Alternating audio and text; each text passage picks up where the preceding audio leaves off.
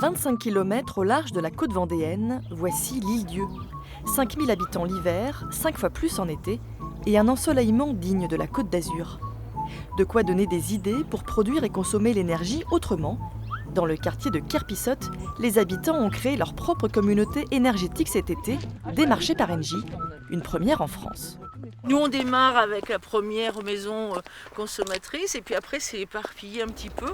Grâce à des panneaux solaires, 5 foyers produisent de l'énergie qu'ils partagent aux autres. Isabelle a adhéré au projet comme consommatrice. La démarche, c'était vraiment de produire local en communauté.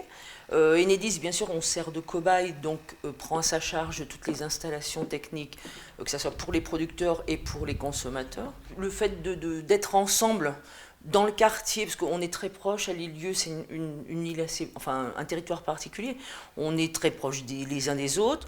Dans le quartier, 23 foyers sont concernés. À 200 mètres d'Isabelle, Antoine est l'un des 5 producteurs grâce à des panneaux installés sur son toit. La production d'électricité dans la région, elle est faite avec la centrale de Cordemais et à charbon.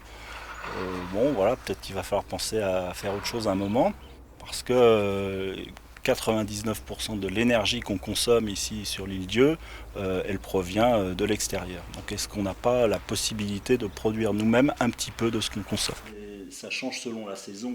Aujourd'hui, j'ai produit 4 kWh. J'en ai autoconsommé, on va dire à peu près 3 kWh. Et il y a 1 kWh que j'ai redonné à la communauté. Il y a du soleil, je branche ma voiture. Une production et une consommation collective rendues possibles par une loi de février 2017. Elle autorise le partage d'électricité si la distance entre les habitants n'excède pas 2 km. De l'électricité, les habitants en consomment beaucoup. Au moins 200 véhicules électriques circulent sur l'île. Produire sa propre énergie, c'est donc un pas vers une plus grande autonomie de ce territoire vendéen à l'égard du continent. On aimerait qu'à l'issue de l'expérimentation, on puisse faire cette communauté de l'énergie à l'échelle de l'île. C'est-à-dire que ceux qui produisent pour les autres et on sait où va l'électricité. Il n'y a pas de perte sur le réseau et je pense que les îles peuvent être les fers de lance de la transition énergétique.